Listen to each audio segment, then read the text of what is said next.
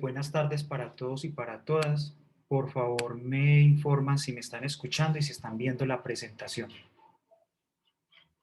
Buenas tardes, sí se le escucha y sí estoy viendo la presentación. Bueno, muchas gracias, Paula. Entonces, el día de hoy, recordemos que la sesión de los jueves es para trabajar sobre las soluciones y estequiometría. En el día de hoy vamos a trabajar en la tutoría 3, vamos a conversar sobre los ácidos y las bases eh, y lo que es la determinación del pH. Bien, esto es una bibliografía pues, que hay ahí. Entonces, existen varias teorías para definir lo que es un ácido y lo que es una base, ¿cierto? Las más conocidas y las más trabajadas son la de Arrhenius, la de Bronsted-Lowry y la de Lewis, ¿cierto? Existen otras, pero aquí vamos a repasar estas tres que son las más conocidas.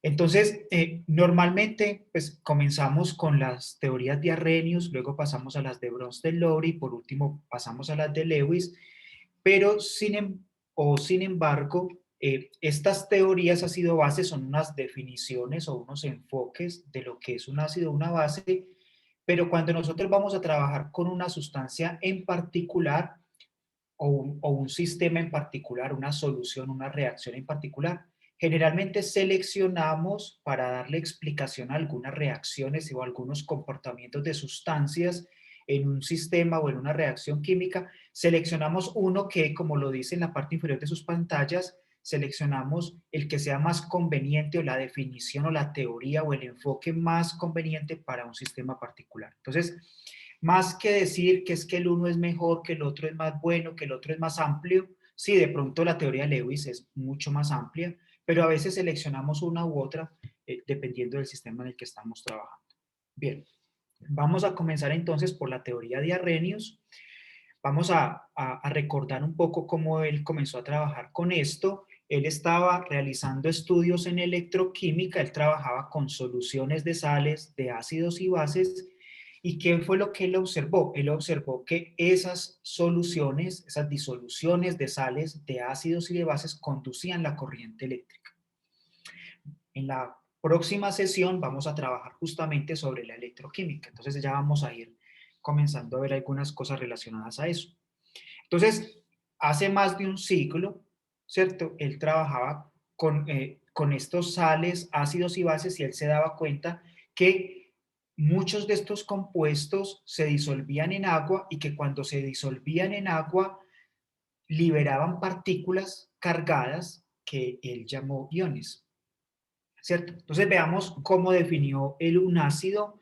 Para él un ácido eran una sustancia que liberaba iones H+ en solución acuosa. Entonces, primera condición, tenía que tener un hidrógeno hidrolizable en la estructura ese compuesto, en su estructura ese compuesto. Entonces liberaban iones H+ en solución acuosa. Aquí tenemos un ejemplo. El ácido clorhídrico, ya habíamos conversado un poco sobre él, en solución acuosa se disocia liberando H+, que es el catión, y aniones cloruro, ¿sí? Bien. Para las bases, entonces, él definió las bases como especies que liberaban iones OH- en solución acuosa. Ejemplo de esto, entonces, tenemos el hidróxido de sodio, que en solución acuosa se ioniza, se disocia en cationes Na+ y aniones OH-. ¿Qué condición tenían la definición de ácidos y bases de Arrhenius? La condición era que tenía que ocurrir una disociación completa del compuesto. Entonces vemos entonces que el ácido clorhídrico hay una disociación completa, se rompe el enlace hidrógeno-cloro y en la del NaOH se rompe el enlace o la interacción que existe entre los cationes Na+ y los iones OH-, ¿cierto? Hay que recordar aquí que el ácido clorhídrico, ¿cierto? Es una molécula, ¿cierto? Formada por un enlace covalente hidrógeno-cloro, mientras que en el... perdón, no, me equivoqué, aquí estoy utilizando un ejemplo para otro ácido. Bien, en la definición de Svante Arrhenius, apareció también la definición de lo que era una reacción de neutralización, una neutralización ácido-base. Entonces, aquí tenemos una reacción entre el ácido nítrico, el HNO3, y el hidróxido de potasio, el KOH, ¿cierto? Tenemos un ácido, vamos a ver más adelante que el ácido nítrico es un ácido fuerte, vamos a ver que el hidróxido de potasio es una base fuerte. Entonces aquí hay una reacción ácido-base. ¿Y qué productos se obtienen de una reacción ácido-base en solución acuosa? Se obtiene una sal, en este caso el nitrato de potasio, y agua, H2O líquido. Entonces aquí tenemos una sal, el nitrato de potasio. Bien, esta reacción la podemos ver cómo ocurre realmente en solución acuosa. Recordemos que el ácido nítrico, un ácido fuerte, se disocia completamente en solución acuosa. ¿En qué se disocia? En los cationes H+, y los aniones NO3-, ¿cierto? Así es como está realmente el ácido nítrico en solución acuosa. Mientras que el hidróxido de potasio también está disociado en solución acuosa. Entonces usted tiene K+, los cationes y los OH-, ¿cierto? Entonces, ¿qué reacción ocurre aquí? La reacción entre los H+ y los OH- para producir agua y el nitrato de potasio. Observe que en esta ecuación iónica total, recuerden que en la ecuación iónica total aparecen todas las especies presentes en solución acuosa en sus formas iónicas, ¿sí? Y entonces el nitrato de potasio es una sal, recordemos las sales son muy solubles en agua en general y sobre todo, recordemos los nitratos son muy solubles y cuando tengo una sal de un catión de los metales del grupo 1 son compuestos muy solubles. Entonces, realmente en solución acuosa el nitrato de potasio está como K+ y NO3-, ¿cierto? Si fuéramos a escribir, recordemos que aquí está la ecuación iónica total, ¿cierto? Que también lo vamos a repasar en la próxima clase o en la próxima charla. Y recordemos que también hay una ecuación que se llama la ecuación iónica neta que me muestra solo las especies que reaccionan. Realmente la reacción se da entre los H+ y los OH- para producir agua. Bien. Entonces recordemos, en una reacción de neutralización ácido-base se genera una sal y agua según la definición ácido-base de Arrhenius, ¿sí? Bien, ¿qué sucede con los iones H+ en solución acuosa? Recordemos que los cationes H+ no se encuentran libres en solución acuosa. Recuerden que realmente se encuentran formando H3 o más. Bien, bien, ahora pasemos, ¿cierto? Esa teoría de Svante-Arrhenius explicaba ciertos sistemas ácido-base, pero no todos, ¿cierto? No, habían algunas cosas que quedaban por fuera. Entonces, luego surgió, con los estudios surgió otra teoría, otro enfoque que fue el de Bronsted-Lowry, más conocido como un ácido o base de Bronsted. Para ellos, ¿qué era un ácido? Era un donador de protones, ¿cierto? Mientras que la base de Bronsted era un aceptor de protones. Entonces, sigamos con el ejemplo del ácido clorhídrico. Recordemos que el ácido clorhídrico, que está formado por hidrógeno y cloro, se disocia liberando H+ y Cl-. Entonces, mire que aquí él está aportando, está donando cationes H+, ¿cierto? O un donador de protones, ¿cierto? Recordemos que el hidrógeno solo tiene un protón y un electrón. Entonces, cuando pierde ese electrón, queda como H+. Bien. Entonces, aquí vemos la reacción realmente en solución acuosa. Sabemos que el ácido clorhídrico está en solución acuosa. Cuando se disocia, realmente, como les decía anteriormente, ¿qué pasa con los protones H+ o con los cationes H+ en solución acuosa? Están formando realmente la especie H3 o más, ¿cierto? Usted la puede escribir de las dos maneras.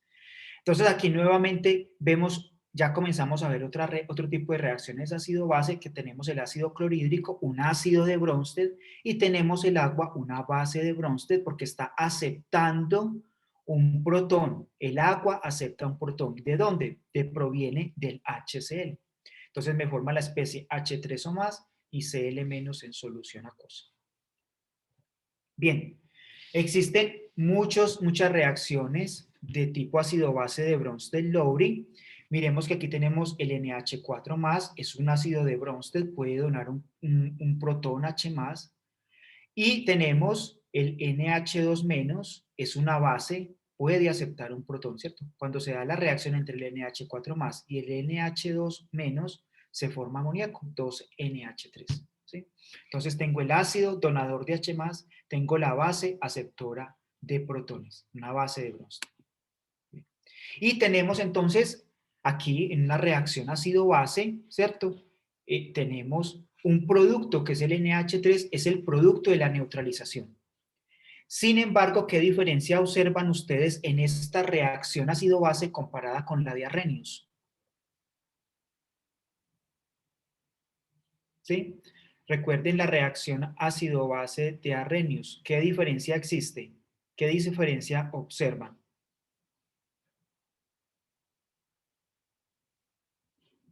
¿Qué se formaba en la de Arrhenius cuando ocurría una reacción ácido-base? Veamos en el chat. ¿No? Recuerden que en la de Arrhenius se formaba agua y una sal. Miremos que en esta, utilizando la definición de Bronsted-Lowry, no se forma agua, ni se forma una sal, ¿cierto? Pero también es una reacción de neutralización, ¿sí? Aquí hay otro ejemplo entre el H3SO4 más y el HSO4 menos para formar ácido sulfúrico, ¿cierto? Y así sucesivamente, ¿cierto? Entonces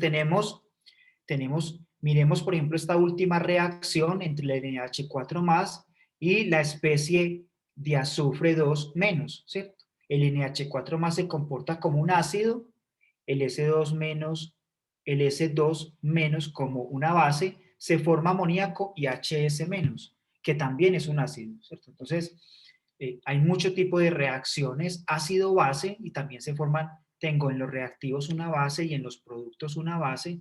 Entonces, de acuerdo a la definición de Arrhenius, una reacción ácido-base genera una base, perdón, genera agua y una sal. Aquí estamos viendo una reacción que realmente no es de neutralización, porque mire que los reactivos es un ácido y una base, y en los productos se me forma una base y un ácido, ¿cierto?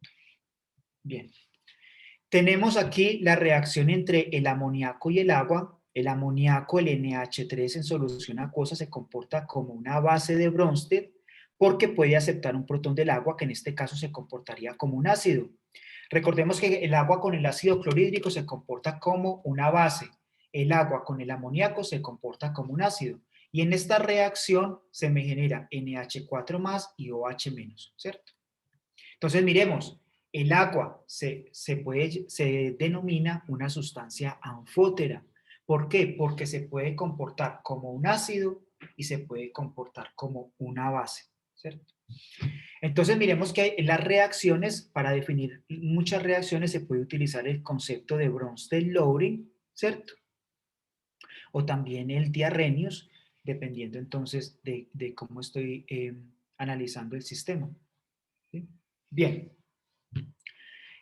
El concepto de ácido-base de Bronsted-Lowry no se limita solo a las soluciones acuosas, ¿cierto? También puede ocurrir, se aplica en reacciones que ocurren en estado gaseoso. Por ejemplo, yo puedo tener amoníaco en estado gaseoso y ácido clorhídrico en estado gaseoso. El ácido clorhídrico, de hecho, es un gas. Cuando yo tengo el ácido clorhídrico como un gas, yo no lo tengo disociado como H+ y Cl-. En cambio, cuando lo pongo en agua, sí lo tengo como H+ y como Cl-. Pero cuando está en forma gaseosa, no está disociado, ¿cierto? Tengo moléculas de ácido clorhídrico y tengo, en este caso, lo voy a mezclar o lo voy a hacer reaccionar con el amoníaco en estado gaseoso. Entonces, el amoníaco en estado gaseoso no va a estar protonado porque no hay presencia de agua. Entonces, si yo mezclo amoníaco gaseoso y ácido clorhídrico gaseoso, se me va a formar cloruro de amonio, ¿sí? Que es un compuesto sólido, ¿cierto? Entonces no cumple con el criterio de Arrhenius, pero es una reacción ácido-base siguiendo el modelo de Bronsted-Lowry. Bien. Cuando escribimos una reacción, por ejemplo, en este caso entre el ácido fluorhídrico y el agua, entonces recordemos, el ácido fluorhídrico, miremos que aquí ya aparece nuevamente entonces el equilibrio, el ácido fluorhídrico es un ácido débil, ¿cierto? No está completamente disociado en solución acuosa, es decir, ¿qué significa? Que hay moléculas de HF que se disocian y otras que no se disocian, ¿sí? Entonces, cuando yo coloco o pongo en contacto el HF con el HF, el fluoruro de hidrógeno, se comporta, o el ácido fluorhídrico se comporta como un ácido de Bronsted, ¿cierto? Es decir, que tiene protones que puede donar. Mientras que el agua se comporta como una base de Bronsted y me generan entonces el anión fluoruro. ¿De dónde proviene el anión fluoruro? De la disociación del ácido fluorhídrico, que es un ácido. ¿Sí? Valga la redundancia. Entonces, eso se conoce, ese anión que se genera se conoce como la base conjugada del ácido débil. Mientras que el H3 o más es el ácido conjugado del agua, ¿cierto? Que es una base. Entonces tengo la base conjugada del ácido débil y el ácido conjugado de la base débil, que en este caso sería el agua, ¿cierto? Entonces recordemos, aquí hay otra diferencia importante. Recordemos que Arrhenius consideraba que tenía que ocurrir una disociación total del ácido o de la base, mientras que en Bronsted-Lowry no tiene que ser total la disociación. Recordemos entonces que aquí comenzamos a encontrar ya la condición de equilibrio, se puede establecer un equilibrio. ¿Sí? Bien, cuando tenemos una sal como el cloruro de sodio, que en solución acuosa se disocia como en su cation y en su anión, que en este caso el Na+ y el Cl-, forma soluciones que son conductoras. Entonces hablamos de que el cloruro de sodio o las soluciones de cloruro de sodio son electrolitos, o se forma una solución que es conductora. Decimos que el cloruro de sodio es un electrolito fuerte, ¿cierto? Porque en solución acuosa va a formar una solución conductora debido a la presencia de cationes y aniones, ¿cierto? Entonces recordemos lo que es una sal. ¿Qué es una sal? Es un compuesto iónico. Recordemos que los compuestos iónicos están formados por cationes y aniones, pero tienen que cumplir una condición. Ese compuesto iónico tiene que estar formado por un cation que tiene que ser diferente al cation H+, ¿cierto? Y a un anión, pero ese anión tiene que ser diferente del OH- y del O2-, ¿cierto? Es decir, cuando tengo hidróxidos o cuando tengo óxidos, ¿sí? Entonces tienen que cumplir esa condición. Entonces, por eso decimos que el ácido clorhídrico no es una sal, ¿cierto? No cumple, porque recordemos que tiene que ser un cation diferente de el H+. Entonces tengo el ácido clorhídrico, es un ácido fuerte que en solución acuosa se disocia completamente en H+ y Cl-, ¿cierto? Decimos que esta reacción no es reversible en solución acuosa, prácticamente no ocurre. Pero recordemos, el ácido acético es un ácido débil. Cuando está en solución acuosa se establece un equilibrio. Recordemos que la condición de equilibrio, la velocidad con la que se disocian algunas moléculas de ácido acético, igual a la velocidad con que los iones acetato y H+ se recombinan en solución acuosa para formar nuevas moléculas de ácido acético. Entonces recordemos, tenemos un ácido débil. En este caso, cuando se disocia, se forma una especie aniónica, que es la base conjugada del ácido débil. ¿Sí? Bien, entonces decimos que las soluciones de ácido acético forman soluciones que tienen muy baja conductividad. Decimos entonces que el ácido acético es un electrolito débil, ¿cierto? Porque como no se ioniza completamente, entonces no es buen conductor, las soluciones no son buenas conductoras. No estoy queriendo decir que no conduzcan, sino que tiene baja conductividad y muy baja con respecto a una solución, por ejemplo, que pueda contener ácido clorhídrico. Bien, entonces recordemos las tablas para que las vayan recordando, ¿cierto? Aquí tienen ejemplos de clasificación de solutos en disolución acuosa. Tenemos electrolitos fuertes, entonces son aquellos compuestos que generalmente sufren ionización casi completa o completa en solución acuosa y generan una solución conductora. Tenemos ácido clorhídrico, ácido nítrico, ácido perclórico, ácido sulfúrico. Enseguida vamos a ver recordemos que ya en el ácido sulfúrico tenemos puede liberar 2 protones. Enseguida vamos a hablar de eso. Tenemos las bases también, como el hidróxido de sodio, el hidróxido de bario, y muchos compuestos iónicos son electrolitos fuertes. Electrolitos débiles, generalmente formados por, ¿cierto? Especies químicas que no sufren ionización completa, como el ácido acético, el ácido fluorhídrico, el ácido nitroso, el amoníaco y la misma agua, ¿cierto? Mire, aquí dice el agua pura pura, recordemos, ya les he insistido bastante, estamos hablando del agua pura. El agua pura es un electrolito extremadamente débil, enseguida vamos a repasar por qué. Y hay otros compuestos que no son electrolitos, ¿cierto? ¿Por qué? Porque cuando están en solución acuosa no liberan cationes y aniones y por lo tanto, o en muy baja cantidad, tan baja que simplemente no hay suficientes iones para formar soluciones conductoras, ¿cierto? Como el metanol, por ejemplo, que no se disocia. Es decir, que cuando usted mezcla metanol con agua, las moléculas de metanol van a estar interactuando con el agua, pero no se van a disociar, ¿cierto? El etanol, o cuando usted prepara una solución con sacarosa o con el azúcar de cocina, usted no va a formar una solución conductora. Es decir, que esos compuestos no son electrolitos. Bien, repasemos entonces las propiedades ácido-base del agua.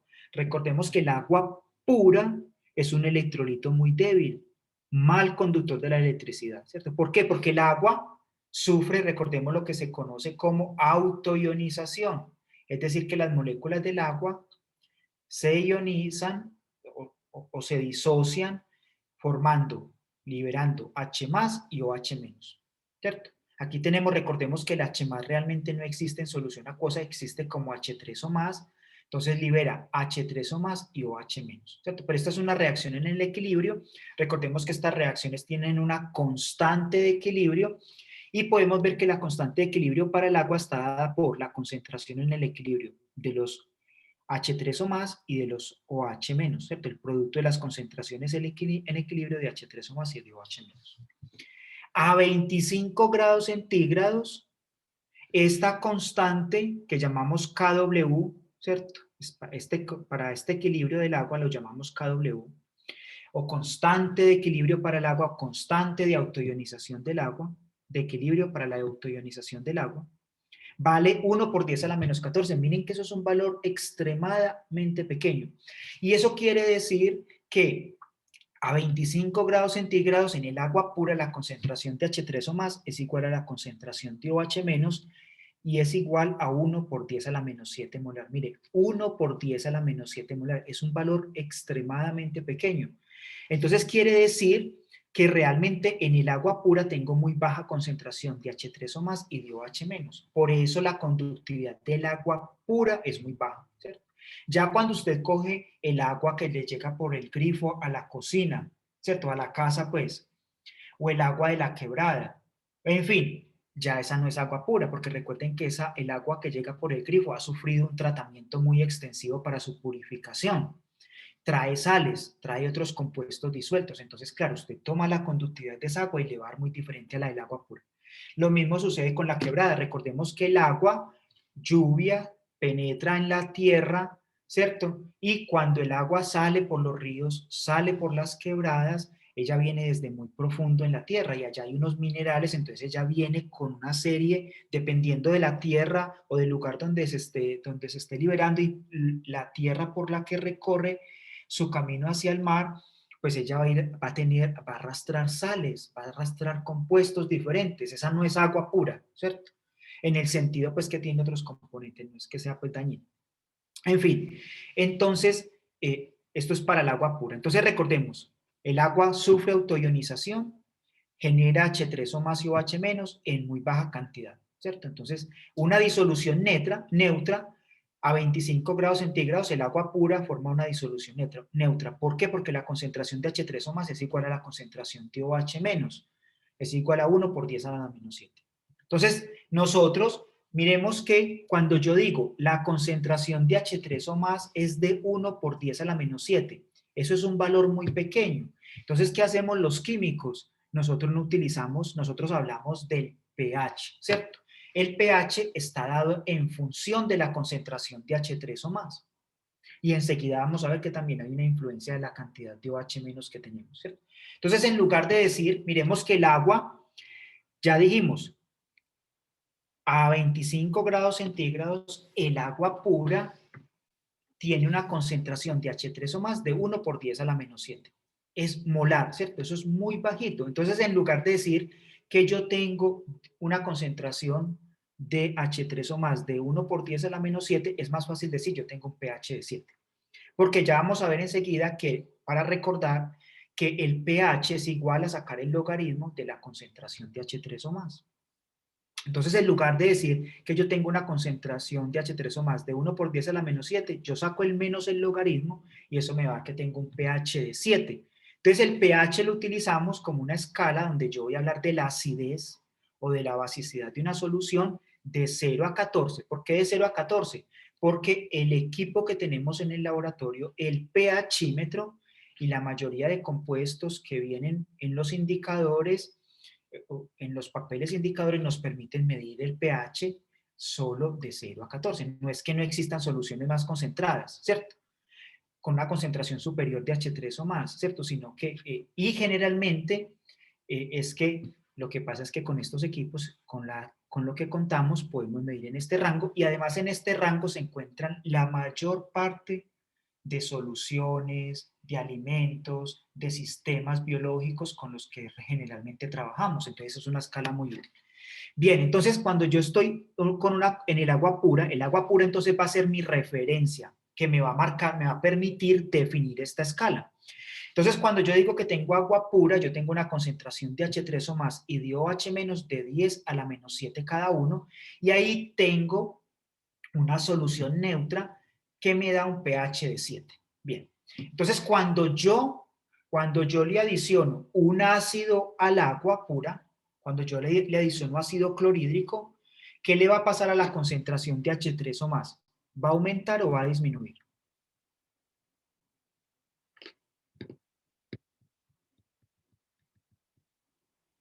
¿Qué sucede si yo al agua pura le adiciono ácido clorhídrico? ¿La concentración de H3 o más va a aumentar o va a disminuir?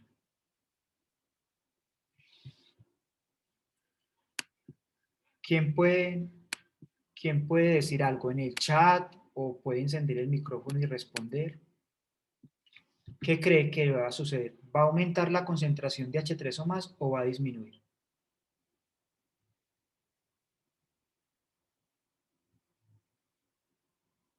¿No? ¿Nadie?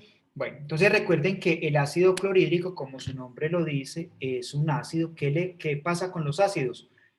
Liberan H3 o más, ¿cierto? Generan H3 o más. Entonces la concentración va a aumentar. Entonces miremos que en esta escala, si yo adiciono ácido, la concentración de H3 o más va a aumentar. Si me desplazo hacia la izquierda, entonces voy a ir de 10 a la menos 7, a la menos 6, a la menos 5, a la menos 4.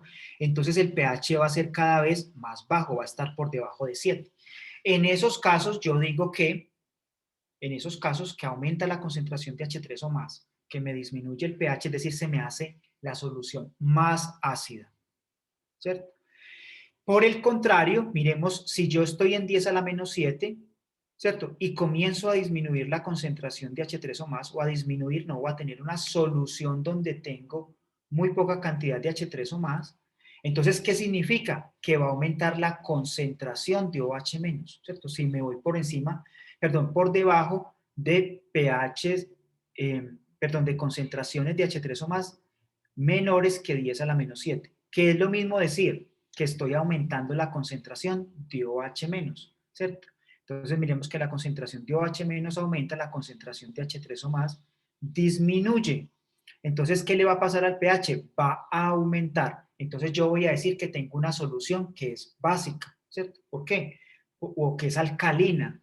¿Por qué? Porque me aumenta la concentración de OH menos, me disminuye la de H3 o más.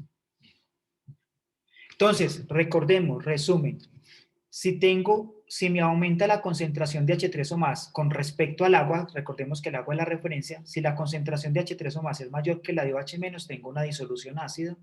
Si la concentración de H3 o más es menor que la de OH menos, tengo una solución o una disolución que es de carácter básico. Recordemos también que cómo se saca el pH es igual a menos el logaritmo de la concentración de H3 o más, ¿cierto? Recordemos que aquí, para sacar el pH, para determinar el pH en función de la concentración de H3 o más, la concentración de H3 o más debe estar expresada en molaridad, es decir, en mol por litro. ¿Sí? Y si yo conozco el pH, pues también puedo conocer la concentración de H3 o más, que es sacarle el antilogaritmo al pH. Bien. Entonces, resumiendo, si yo tengo una disolución ácida, si la concentración de H3 o más es superior a 1 por 10 a la menos 7, es decir, que el pH es menor que 7.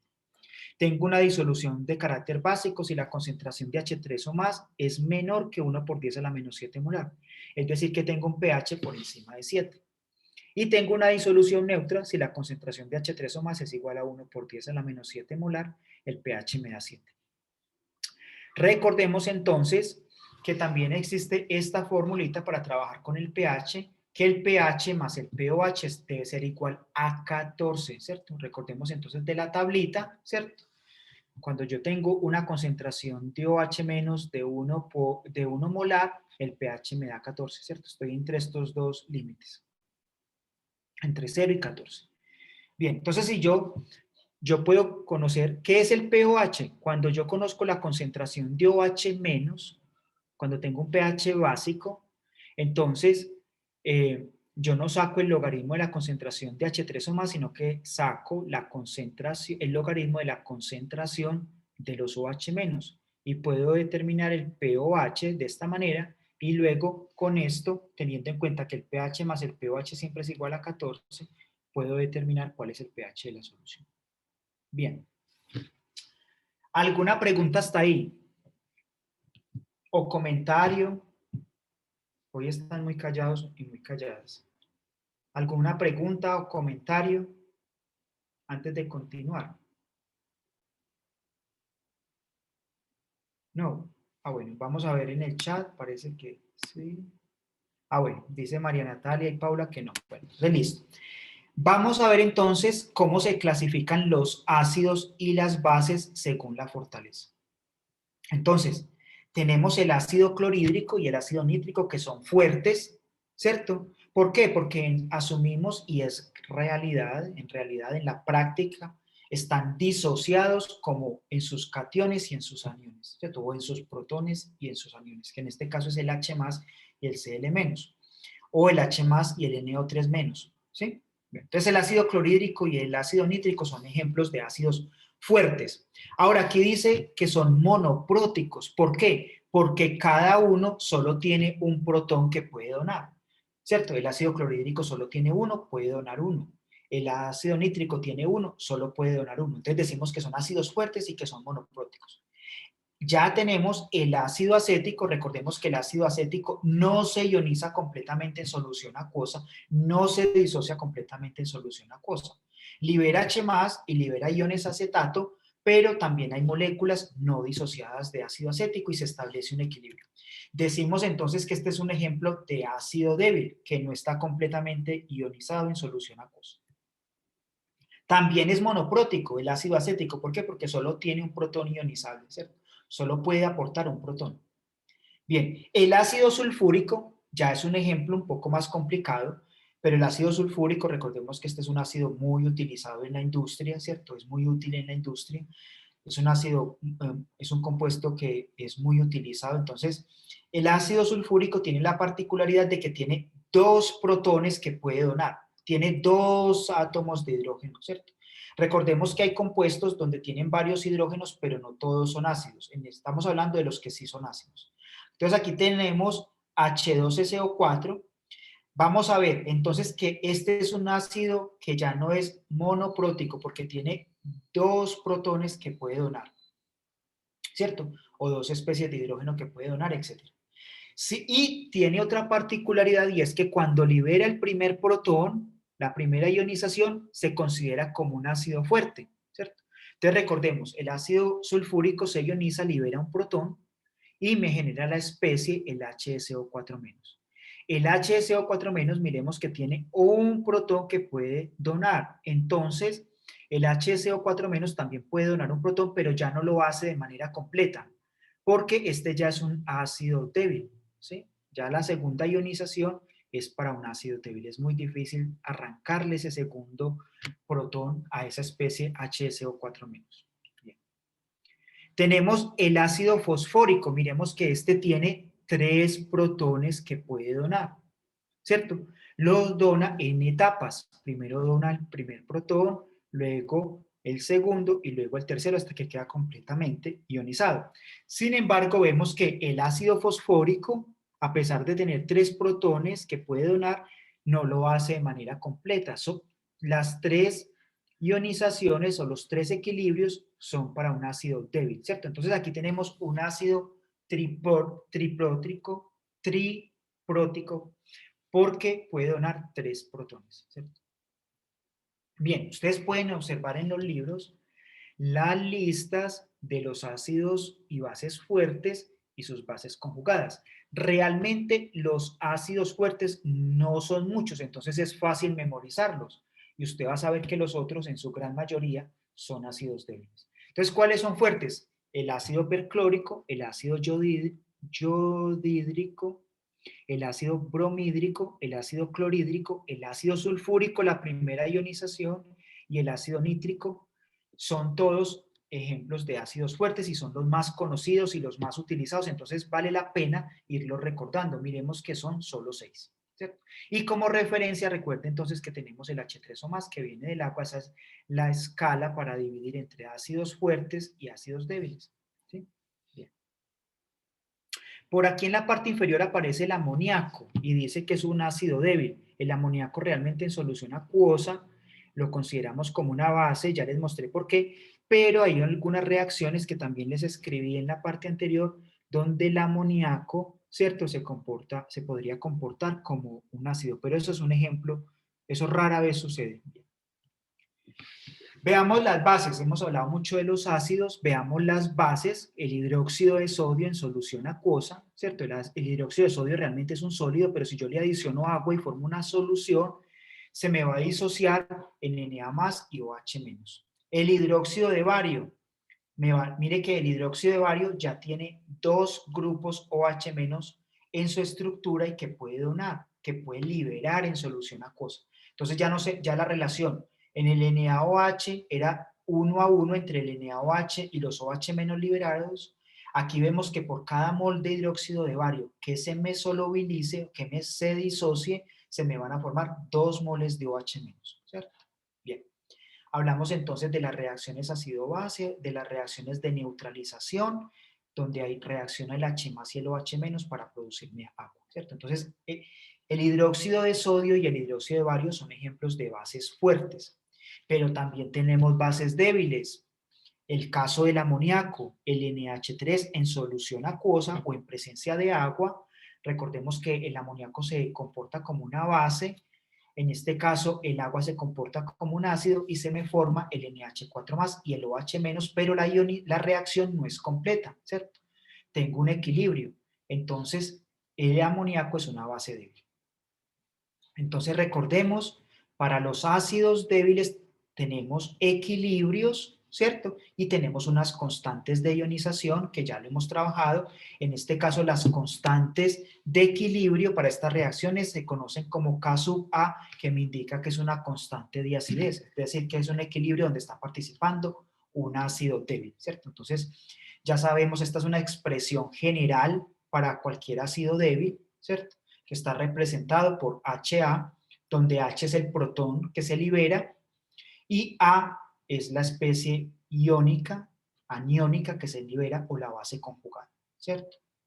Entonces, teniendo en cuenta esto, si se conoce la concentración inicial del ácido y su constante de ionización, yo puedo conocer el pH o la concentración también de H3O más. Así vamos a hacer unos ejercicios. Bien, aquí hay más tablitas donde le muestran entonces los ácidos débiles, ya sí, estos sí comienzan a ser muchos, como les decía, entonces es más fácil recortar los ácidos fuertes. Está el ácido fluorhídrico, el ácido nitroso, el ácido acetilsalicílico que está presente en la aspirina, ¿cierto?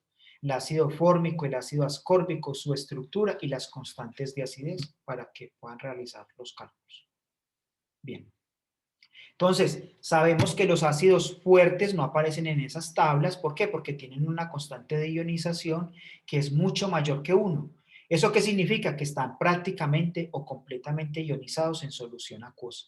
Y tenemos ácidos que no están completamente ionizados en solución acuosa, que son los ácidos débiles. Bien. Para las bases también tenemos constantes para los equilibrios, para las bases débiles. Aquí tenemos una base débil, ¿sí? Y el agua que se comporta como un ácido, entonces se me va a liberar OH- en solución acuosa. Tenemos un equilibrio, las constantes de equilibrio para, para estas reacciones donde está presente una base débil se conocen como constantes de basicidad, K sub B, ¿cierto?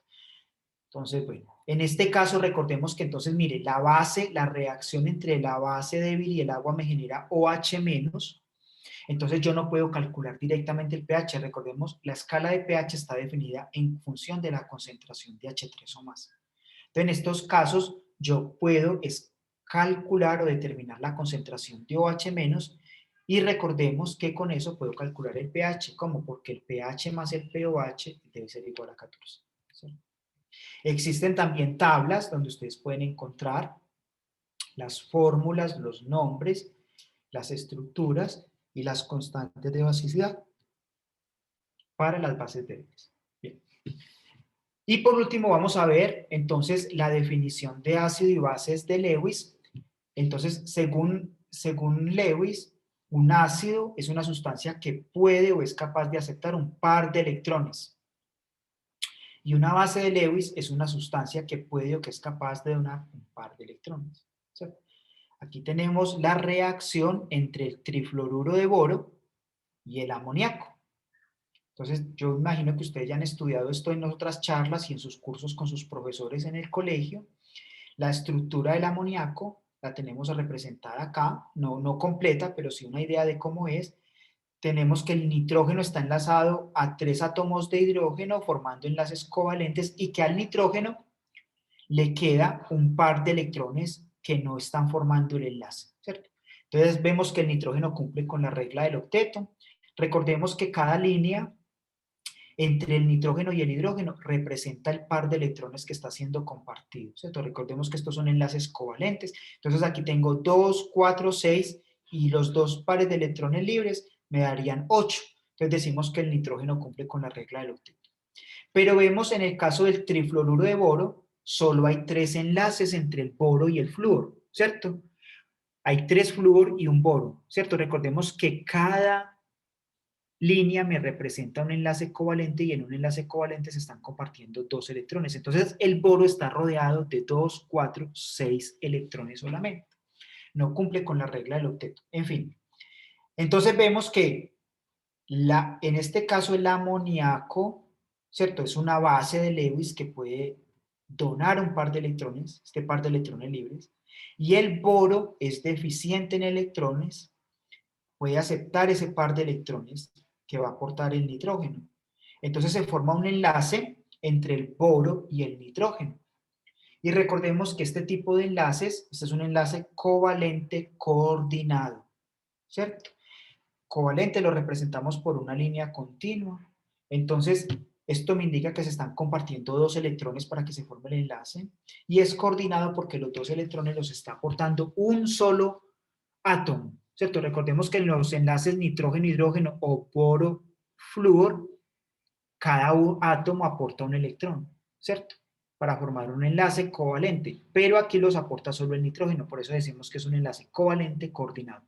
El par de electrones del enlace los aporta uno de los 2 átomos que está formando ese enlace justamente. Entonces el borhidruro de fluoro, perdón, el BF3 o el fluoruro de boro va a formar o se va a comportar como un ácido, mientras que el amoníaco se va a comportar como una base, ¿cierto? Y se forma un enlace covalente coordinado, ¿cierto? Bueno, entonces ya les expliqué por qué el BF3 se considera un ácido de Lewis, ¿cierto? El boro acepta un par de electrones. Bien. Existen muchas reacciones que se pueden explicar mediante la teoría de ácidos y bases de Lewis. Aquí simplemente les voy a dar entre el monóxido de carbono o el CO. Miremos que este es un compuesto neutro, no tiene cargas, ¿cierto? Y tengo el níquel, que tampoco, en este caso tengo níquel metálico, tampoco tiene cargas, y se me va a formar un enlace entre el níquel y el monóxido de carbono. Me va a reaccionar una mol de níquel por cada 4 de monóxido de carbono. Pero aquí no se forman especies iónicas, ¿cierto? El níquel sigue como en estado cero y el monóxido de carbono no tiene cargas, ¿cierto? Este es un enlace también covalente coordinado, pues que se puede ver más adelante, donde el monóxido de carbono tiene pares de electrones libres que puede aportar para enlazarse con el níquel. Bien, entonces esto es un complejo, aquí se me forma, es un compuesto que denominamos un complejo, pero eso yo creo que ustedes lo están viendo en otro curso, en otras charlas. Aquí tenemos la reacción entre el amoníaco y el catión plata. Aquí ya vemos que la plata ha perdido un electrón y está como Ag+. El amoníaco es neutro, pero recordemos que tiene un par de electrones libres en el nitrógeno y van a entonces a formar un enlace covalente coordinado donde el par electrónico no compartido del nitrógeno en el amoníaco va a ser aportado para formar un enlace con la plata, ¿cierto? Y se me va a formar el ion complejo AgNH3 2+, ¿cierto?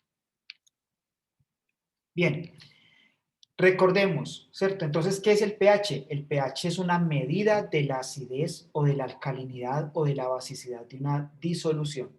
El pH realmente nos indica la concentración de iones H3 o más presentes en una disolución. Que un ácido es un compuesto químico que cuando se disuelve en agua produce una solución con una concentración del catión hidróneo o de H3 o más mayor que el agua pura. Esto es un pH menor que 7. Recordemos que si me aumenta la concentración de H3 o más, el pH está entre 0 y 7. ¿Sí? ¿Qué es una base? Es un compuesto químico que cuando se disuelve en agua produce una solución con una concentración de anión hidroxilo mayor que el agua pura. Esto es un pH mayor que 7. Recordemos, hemos hablado mucho de ácidos inorgánicos. Recordemos que en orgánica también tenemos compuestos ácidos, los ácidos carboxílicos, ¿cierto? Son ácidos orgánicos y que, ¿cómo se representa o por qué se denominan ácidos? Porque tienen este grupo, el COOH, ¿cierto? Aquí está el ácido, o el grupo funcional que me indica que tengo un compuesto ácido en la orgánica, ¿cierto? Entonces, ¿de dónde proviene el H+ de un ácido orgánico? El ácido acético, por ejemplo, es un ácido orgánico, ¿cierto? Entonces, ¿de dónde proviene ese H+ que libera ese compuesto? Proviene del rompimiento entre el enlace oxígeno e hidrógeno. Nunca vayan a pensar, recuerden que en un compuesto orgánico yo puedo tener enlaces carbono-hidrógeno. Esos hidrógenos no son ácidos. Los que son ácidos son los que tienen el enlace OH. ¿Cierto? De ahí provienen los enlaces. Bien, vamos a ver entonces cómo calculamos el pH de una disolución. ¿Sí? Vamos a considerar con soluciones donde tengo ácidos fuertes. Entonces, aquí está el primer ejercicio. Considere una disolución de un ácido fuerte formada por el ácido clorhídrico. Calcular el pH de una disolución que tiene una concentración de 1 × 10⁻³ molar. Bien, eso para el ácido clorhídrico. Y luego vamos a hacer un ejemplo, un ejercicio con una base fuerte, el hidróxido de bario. ¿Sí? Entonces el hidróxido de bario se me ioniza, es una base fuerte, se ioniza formando cationes bario 2+ y aniones OH-. Entonces aquí dice, calcular el pH de una disolución 2 × 10⁻² molar. ¿Sí? Bien, entonces ustedes anotan ahí los ejercicios y lo vamos a hacer. ¿Sí? Lo vamos a hacer. Me voy a pasar entonces a la, a la pizarra.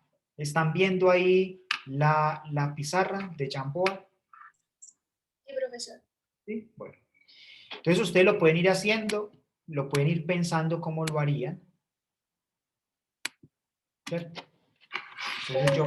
Voy a poner nuevamente los ejercicios, si no es mucha molestia. Sí, claro.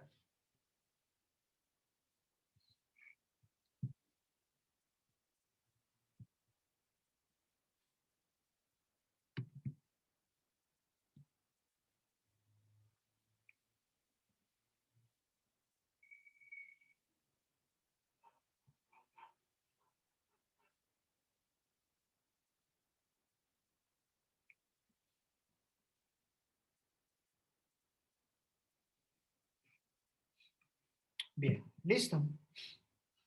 Entonces, bueno, ustedes lo revisan ahorita. Bien. Entonces vamos a comenzar con el ácido clorhídrico. Entonces recordemos que yo tengo HCl. Recuerden que yo no pongo los estados para ir un poquito más rápido, pero ustedes le colocan pues en qué estado está. Recordemos que son acuosos, ¿sí? Entonces ahí el ejercicio dice que tenía una concentración inicial, ¿cierto? Yo tengo una concentración inicial de 1 por 10 a la menos 3 molar, ¿cierto? Recordemos que estos son moles de ácido clorhídrico por litro de solución, ¿cierto? Cuando se disocia una mol de ácido clorhídrico, mire que se produce una mol de H más y una mol de Cl menos, ¿cierto? Entonces las moles de H más y de Cl menos dependen de las moles de ácido clorhídrico. La relación es de 1 a 1, entonces se me forma 1 por 10 a la menos 3 mol de H más por litro de solución, ¿cierto? Y de ácido clorhídrico también se me forma lo mismo. ¿Sí? ¿Sí? Todo esto es decir que, ¿cierto? ¿Sí? Cuando tengo 1 por 10 a la menos 3 moles de ácido clorhídrico, se me forma una mol de 1 por 10 a la menos 3 moles de H más y 1 por 10 a la menos 3 mol de Cl menos, ¿cierto? ¿Sí?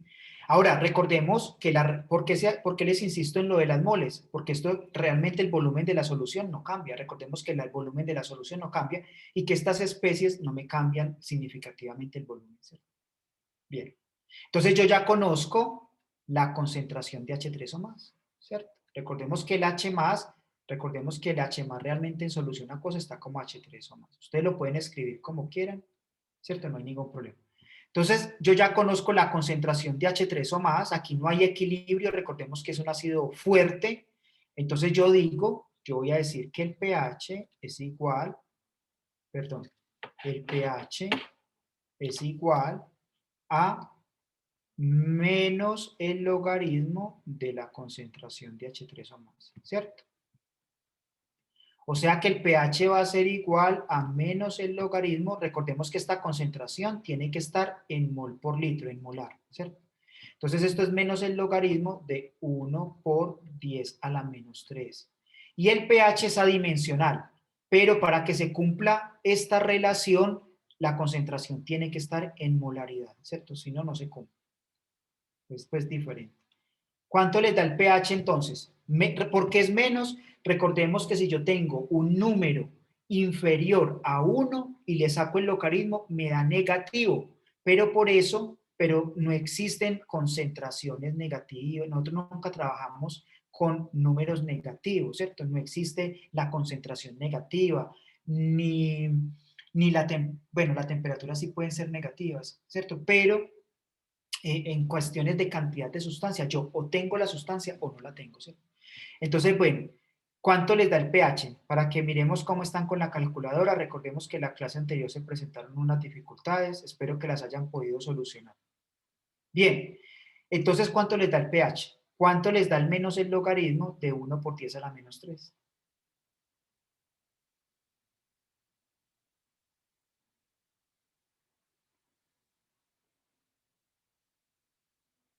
¿Cuánto les da?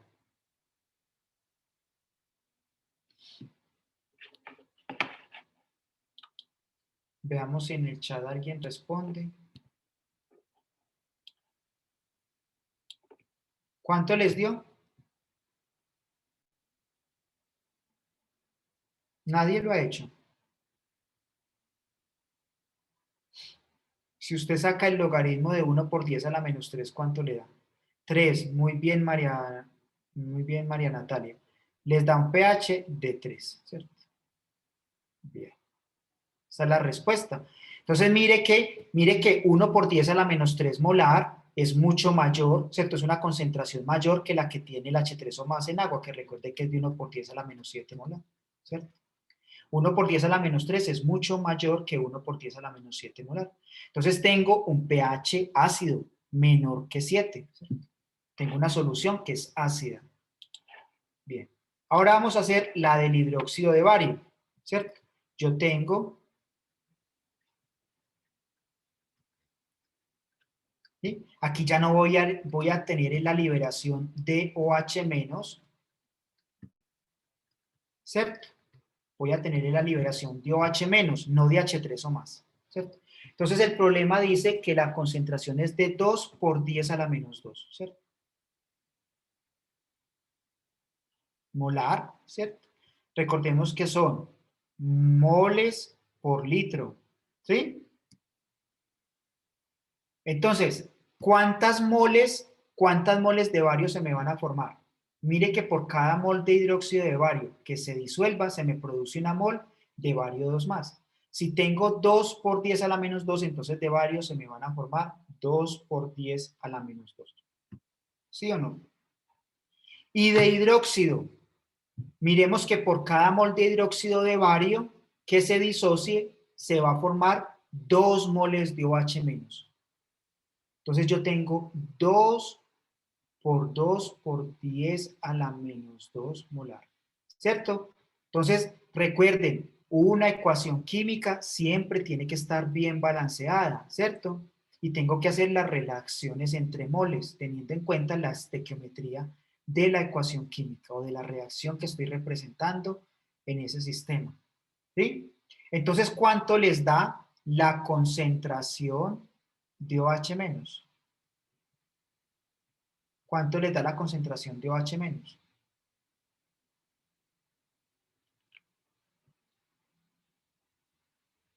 Les da 4 por 10 a la menos 2 molar, ¿sí o no?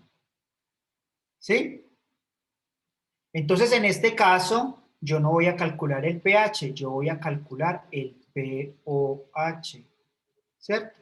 Que es igual a menos el logaritmo de la concentración de OH-, ¿cierto? Se define igual, o esto es igual a menos el logaritmo de 4 por 10 a la menos 2, ¿cierto?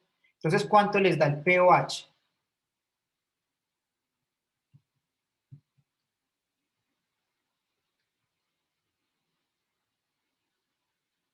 ¿Cuánto les da el pOH?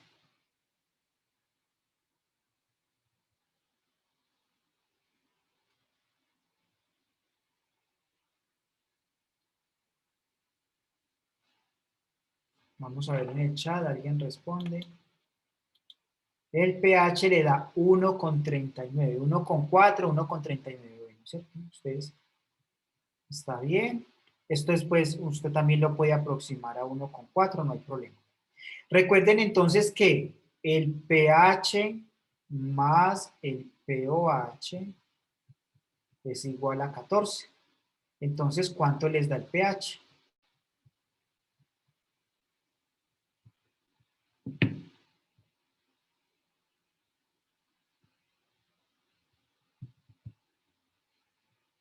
¿Cuánto les da el pH?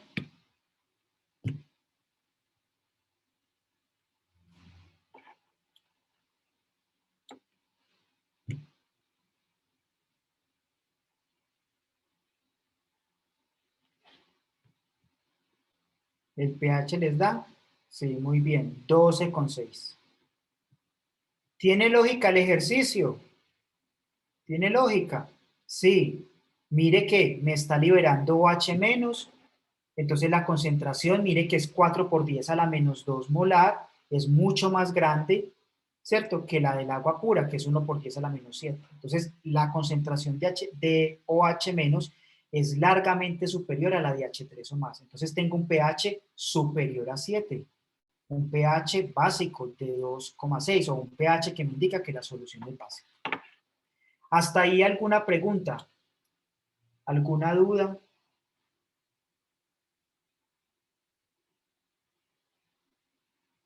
No, bueno. Bueno, entonces estamos trabajando con ácidos y bases fuertes. Ahora vamos a ver qué sucede con los ácidos débiles y con las bases débiles. Entonces aquí tiene un ejercicio donde dice, considere una disolución de un ácido débil, el ácido acético, que se ioniza en H+ y CH3CO-, ¿cierto? Calcular el pH de una disolución que tiene una concentración 3,6 por 10 a la menos 2 molar en ácido acético. Y luego lo podemos hacer con una base débil, el amoníaco.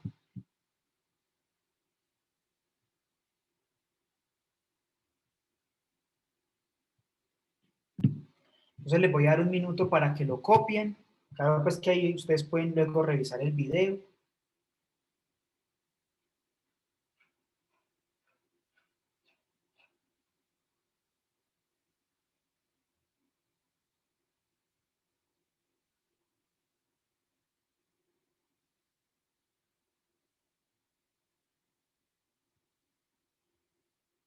Bien, entonces tenemos el ácido acético con una concentración 3 por 10 a la menos 6, 3,6 por 10 a la menos 2 molar. Entonces me voy a pasar a la pizarra. Vamos a sacar una nueva. Pues ya esto es un ejemplo de lo que estábamos trabajando en la clase anterior. Entonces tenemos el ácido acético.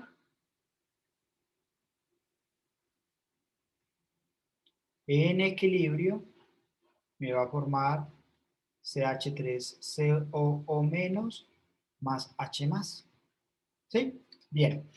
Entonces, si nos vamos a la tablita, aquí ya tenemos ustedes para que se vayan familiarizando cómo se usan las tablas. Si nos vamos a las de los ácidos débiles, encontramos el ácido acético en la tabla de los ácidos débiles y miremos que tiene una constante de acidez, una constante de equilibrio, en este caso una constante de acidez de 1,8 por 10 a la menos 5. ¿Sí? Ahora, en las tablas se encuentran diferentes valores, pero siempre son muy parecidos. Entonces, ya sabemos, tenemos la constante de acidez para el ácido acético, ¿cierto? Vale 1,8 por 10 a la menos 5. Recordemos que esa constante de equilibrio está dada por la concentración en el equilibrio de la base conjugada, el ion acetato, la concentración en el equilibrio de los H+, y la concentración en el equilibrio del ácido acético que no se ha disociado. ¿Listo?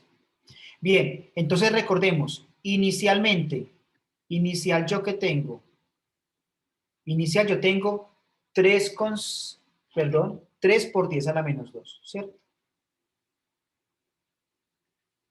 ¿Sí? De de acetato yo no tengo nada inicialmente, porque recuerde que la fuente de acetato y de H+ va a ser lo que se disocie del ácido acético. Entonces, ¿qué reacciona? Lo que reacciona, vamos a decir que del ácido acético, recordemos, se disocia una cantidad que nosotros no conocemos y vamos a determinar, se me van a generar unas moles, ¿cierto?, que reaccionan de ácido acético. Entonces, esas moles son lo que se forman de ácido, de acetato y de H+, ¿cierto? Ya eso lo habíamos visto. Entonces, al cabo de un tiempo, se me establece un equilibrio, ¿cierto? Se me establece un equilibrio. ¿Y qué me quedó de ácido acético? Me quedó 3 por 10 a la menos 2 que yo tenía inicial, menos una cantidad que reaccionó, en este caso que se disoció. ¿Qué me va a quedar del ion acetato? X, que fue, ¿de dónde vienen esas moles de ion acetato? De lo que se haya disociado del ácido acético. Y eso mismo es lo que se me forma de H+. ¿Sí? Entonces yo ya tengo, yo voy a reemplazar, recuerde que esto es en el equilibrio, yo lo voy a reemplazar en la expresión de la constante de equilibrio. Entonces esto va a ser igual, ¿cuál es la concentración de ion acetato? Lo que haya reaccionado del ácido acético, lo que haya disociado, la concentración de H+ en el equilibrio es X. ¿Y qué me queda de ácido acético en el equilibrio? Lo que tenía inicialmente menos lo que me reaccionó. ¿Sí? Entonces recordemos que esto va a ser igual, esto me queda x al cuadrado, ¿sí? Sobre 3 por 10 a la menos 2 menos x, ¿sí?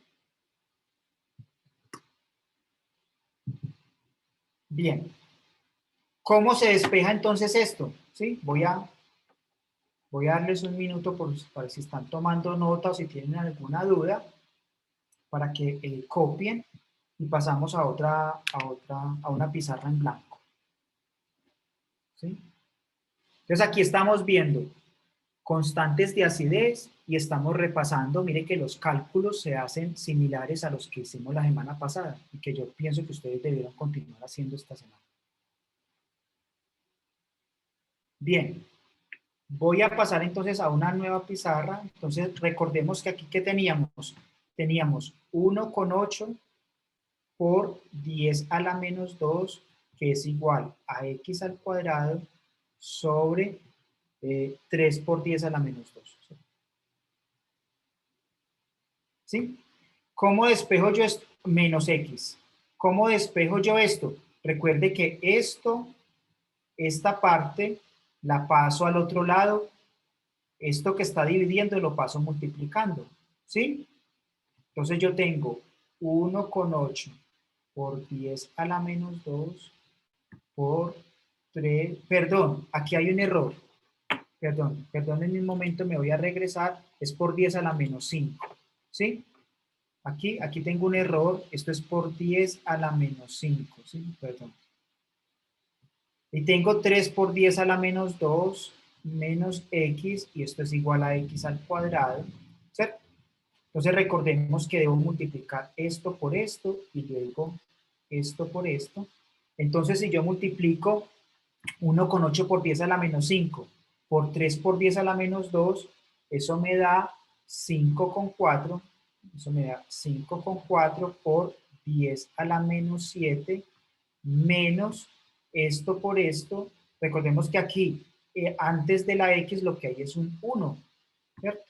Entonces eso me da 1,8 por 10 a la menos 5x.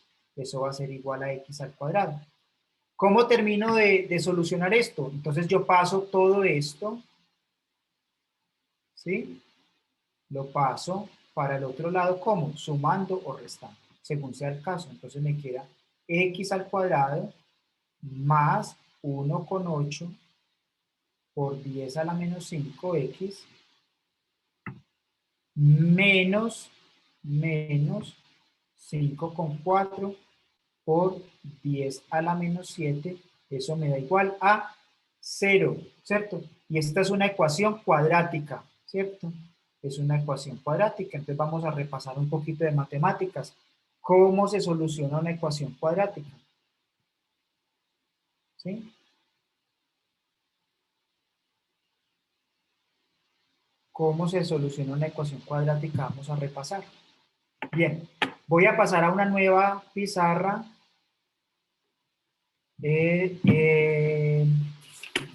María Natalia, creo que ya lo solucionó. ¿Sí?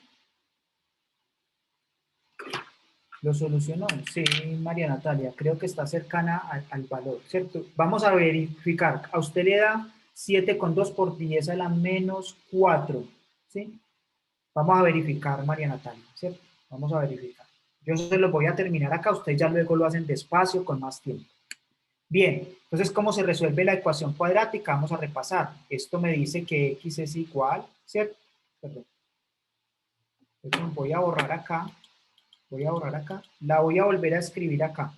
Recordemos que tenemos x al cuadrado más 5,4 por 10 a la menos 7x menos 1,8 por 10 a la menos 5 es igual a 0. ¿Estamos en lo correcto? Perdón, la copié al revés. ¿Cierto? Perdón. No estaba leyendo.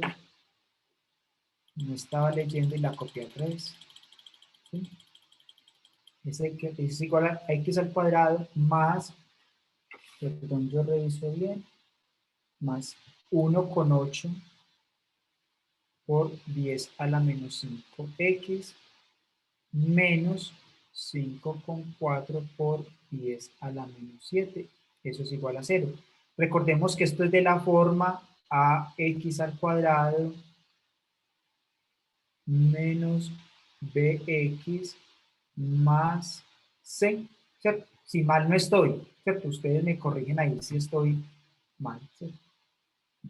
Entonces, esto simplemente es para decirles, ¿cierto? Es para recordarles, ¿sí? ¿Cuál es el coeficiente de x al cuadrado acá? Es 1, ¿cierto? ¿Cuánto vale b? Esto es lo que es b, ¿cierto? y esto es lo que es el término C. Este sería el término A, que en este caso es 1, pues para que no se les olvide. Entonces, ¿cómo se resuelve esta ecuación cuadrática? X es igual a menos B más o menos raíz de B al cuadrado menos 4AC sobre 2A, ¿cierto? Entonces ustedes lo reemplazan, ¿cierto? Y me dicen cuánto vale X. Recuerden que aquí hay que tener en cuenta los signos, ¿cierto? Si es negativo o positivo. Bien, ¿cuánto les da el valor de X si resuelven esa ecuación cuadrática?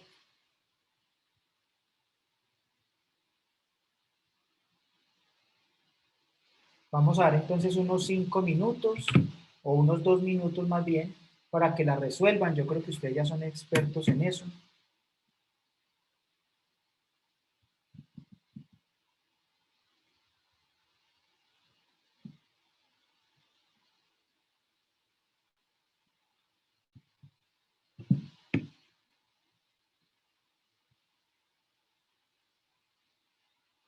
¿Quién tiene la respuesta? Bueno, creo que María Natalia ya la tiene.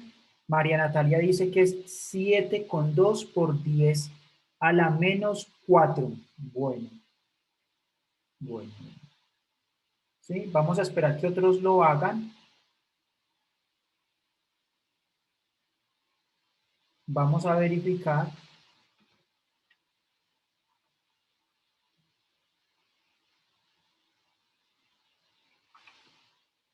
Recuerde que esto siempre le va a dar dos valores, ¿cierto? Si usted utiliza el más o si usted utiliza el menos, ¿cierto? Pero, entonces, recordemos que ya B es negativo, entonces usted no le puede hacer restar otro número negativo porque recuerde que no existen las concentraciones o las cantidades de moles negativas. ¿Existe o no existe?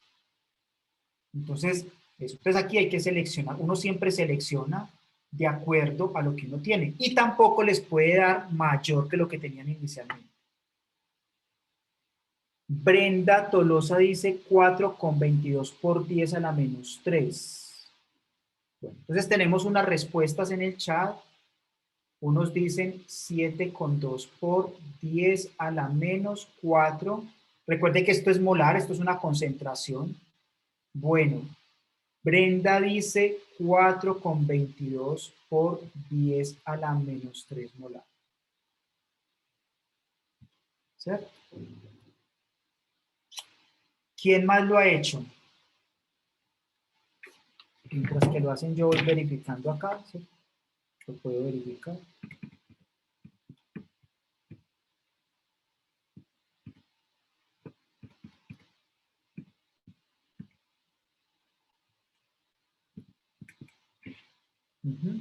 ¿Cuánto les da? ¿Cierto? Vamos, yo lo voy a colocar resumido acá. Entonces recuerde que menos B es 1,8 por 10 a la menos 5, más o menos.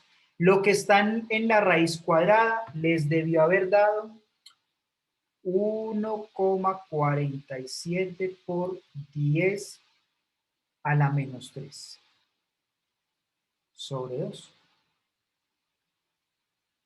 ¿Sí? Entonces, ¿yo cómo selecciono si el más o el menos? Mire que el B ya es negativo, entonces yo tengo que seleccionar el más, porque X es una concentración, ¿cierto? Yo no puedo tener concentraciones negativas. Entonces, a ese 1,47 por 10 a la menos 3, si les dio eso, le voy a restar 1,8 por 10 a la menos 5, ¿cierto? Y eso lo voy a dividir entre 2. Entonces, ¿eso cuánto les da? Eso les da 7,26 por 10 a la menos 4. ¿Sí? ¿Llegamos todos al mismo resultado? No, ¿cierto? Al de María Natalia lo hizo bien, 7,2 por 10 a la menos 4. Brenda, miren la calculadora donde cometió algún error o se le fue algún número que no era, ¿sí? Me gustaría, me gustaría ver, me gustaría ver, bueno, todos llegamos al resultado, ¿cierto? Ustedes lo pueden verificar, ¿sí? Entonces es 1, ¿cierto? Es b al cuadrado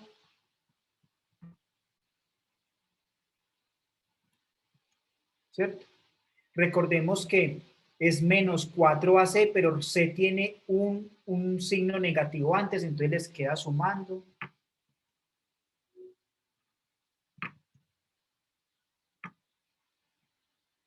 A eso le sacamos la raíz cuadrada, que dijimos que era 1,47 por 10 a la menos 3, menos 1,8 exponente a la menos 5, ¿cierto? Y lo dividimos entre 2, ¿cierto? Nos da 7,26 por 10 a la menos 4 molar. Bien. Entonces recordemos que ¿qué era X? X era la concentración de H3O más. ¿Sí o no? Entonces eso es igual a 7,26 por 10 a la menos 4 molar. ¿Sí? Bien. Entonces, ¿cuánto les da el pH? Profesor, una pregunta. En la ecuación cuadrática, eso no se tendría que dividir entre el 2 multiplicado por el A, que, bueno, sí. A No, no, es, no. A es 1, sí. O sea, aquí es 2 por 1, ¿cierto? Ustedes lo reemplazan, pues, ¿cierto? Miren que yo acá les puse, ¿cierto? El coeficiente de, recordemos que es AX al cuadrado menos BX o más C, ¿cierto? Bueno, dependiendo pues de los signos que tiene. En todo caso es AX al cuadrado, BX y C. Entonces, ahí está. Listo, ¿cuánto les da el pH? Entonces, ojo, no está mal, ojo con la calculadora, ¿cierto? Ya la vez, la clase anterior, habíamos visto que tenían problemas con la calculadora. Entonces, ojo ahí, es bueno que lo vayan practicando porque es muy lamentable que de pronto saquen un ejercicio malo, que lo hayan hecho, tengan el procedimiento bien, pero por un error en la calculadora, pues lleguen a un resultado erróneo. Entonces, eso es como triste, eso es muy importante también, ¿cierto? Recuerden por qué se caen los edificios, ¿cierto? Porque algún ingeniero, algún arquitecto hizo mal el cálculo, ¿cierto? ¿Sí? No es corrupción, es que no sabemos hacer los cálculos, ¿sí? Entonces, o como los hacemos mal, entonces creemos que el edificio va a soportar o que el puente va a soportar la carga y no la soporta, ¿sí? Entonces, el resultado es, a veces pensamos que el procedimiento es importante y que debe contar sobre el procedimiento, no, el resultado es importante, ¿sí? Bien, entonces, ¿cuánto les da el pH?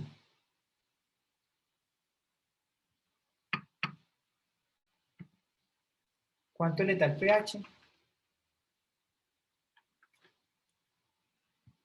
El pH les da 3,13, ¿estamos de acuerdo? ¿Sí? ¿Es un pH ácido? Sí, porque recuerde que tengo una solución con un ácido, entonces me tiene que dar menor que 7, ¿cierto? Ahora, regresémonos acá. ¿Por qué yo sé también que el ejercicio puede estar bueno? Mire que la concentración de H3 o más, o X, me dio 7,26 por 10 a la menos 4. Miremos aquí, me tiene que dar un valor inferior, ¿cierto? A 3 por 10 a la menos 2, porque yo al final no puedo tener más de lo que tenía inicial, ¿cierto? Entonces uno puede ir verificando que los resultados estén buenos, ¿sí? ¿Sí? Bueno, bien, les voy a mostrar finalmente otra manera de resolver este ejercicio. Esta es la mejor manera de hacerlo, ¿sí? Voy a mostrarles otra manera de hacerlo, ¿sí? Pero no siempre se puede usar, y aquí les voy a decir por qué. Entonces, recordemos que recordemos que nos quedó que la constante de acidez era igual a x al cuadrado sobre, voy a fijarme bien para no cometer más errores, sobre si mal no estoy, 3 por 10 a la menos 2 menos x, ¿cierto? Habíamos llegado a esta expresión, ¿cierto?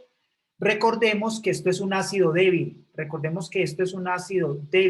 entonces uno espera que el valor de x, que me representa cuánto del ácido se ha disociado, debe tener un valor muy pequeño, debe tener un valor muy pequeño, ¿cierto? Muy pequeño, muy pequeño, muy pequeño. Entonces, ¿yo qué voy a asumir? Que X es un valor mucho, mucho más pequeño que 3 por 10 a la menos 2, porque es un ácido débil, ¿cierto? Entonces usted va a esperar que lo que haya reaccionado es muy poquito. Entonces yo voy a decir, entonces si yo asumo esto, voy a decir que 3 por 10 a la menos 2 menos X es aproximadamente 3 por 10 a la menos 2, ¿cierto? Entonces, ¿qué va a suceder? Que K sub A va a ser igual a X al cuadrado sobre 3 por 10 a la menos 2. ¿Sí? Porque yo estoy diciendo que X es un valor muy, muy, muy pequeño. Muy, muy pequeño. Y comparado con 3 por 10 a la menos 2, no le va a restar mucho, ¿cierto? Y eso ya lo sabemos de los cálculos de equilibrio. Entonces, si hacemos esto, ¿cierto? ¿Cuánto les da el valor de X? Mire que esto nos queda que X al cuadrado es igual a K sub A multiplicando 3 por 10 a la menos 2, ¿cierto? Y que entonces X es igual a la raíz cuadrada, ¿cierto? De K sub A por 3 por 10 a la menos 2, ¿cierto? Entonces aquí hicimos una aproximación, esto se conoce como una aproximación. Entonces, ¿cuánto les da el valor de X? ¿Cuánto les da el valor de X?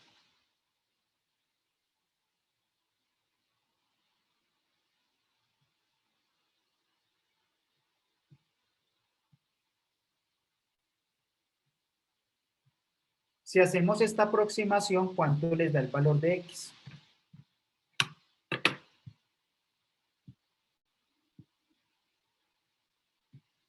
Entonces, si hacen eso, ¿cierto?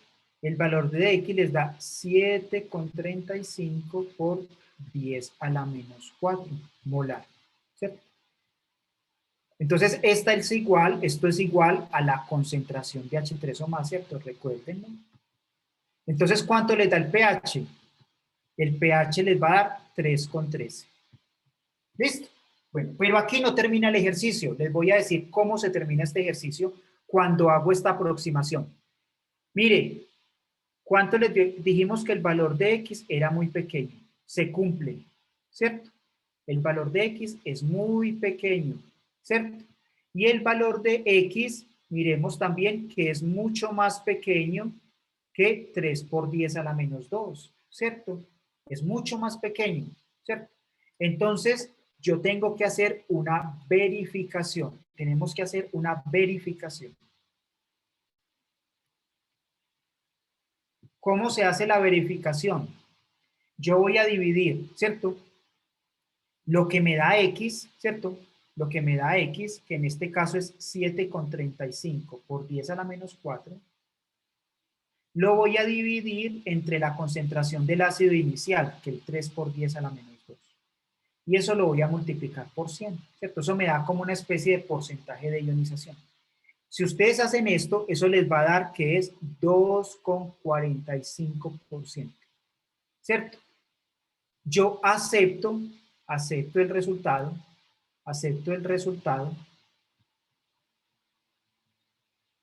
o puedo decir que la aproximación es correcta, o puedo decir que la aproximación es correcta si este valor es mucho menor que, es menor, pongámoslo, es menor que el 5%. Pues esto no vale, pues esto no, usted no lo tiene que conocer por qué, ¿cierto?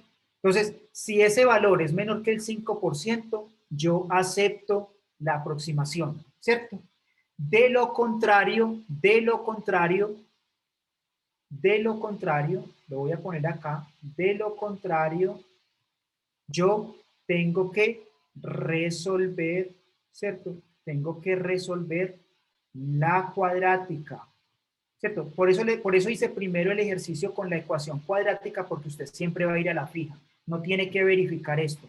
Pero si usted hace esta aproximación, porque ustedes en el examen pueden pensar que esta es una forma muy rápida de hacerlo, pero tienen que verificar. Tienen que verificar que ese porcentaje de ionización o que esta relación les dé menor al 5%. De lo contrario, tienen que resolver la ecuación cuadrática. Bien, entonces ahí se los dejo, ustedes ya lo analizan lentamente y ustedes entonces pueden resolver, ya ustedes pueden resolver el de la base débil. Ya saben cómo hacerlo, ¿cierto? Para que practiquen, ¿cierto? Cálculos con reacciones que están en el equilibrio. Bien, ¿algún comentario o pregunta?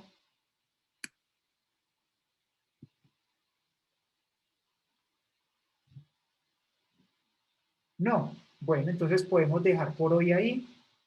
Muchas gracias por la asistencia y nos vemos en la próxima sesión. ¿Sí? Todo esto es bueno que lo practiquen, ¿cierto? Porque recuerde que en el examen uno no tiene tanto tiempo para hacer los cálculos, entonces para que cojan habilidad también, ¿cierto? Y lo vayan haciendo.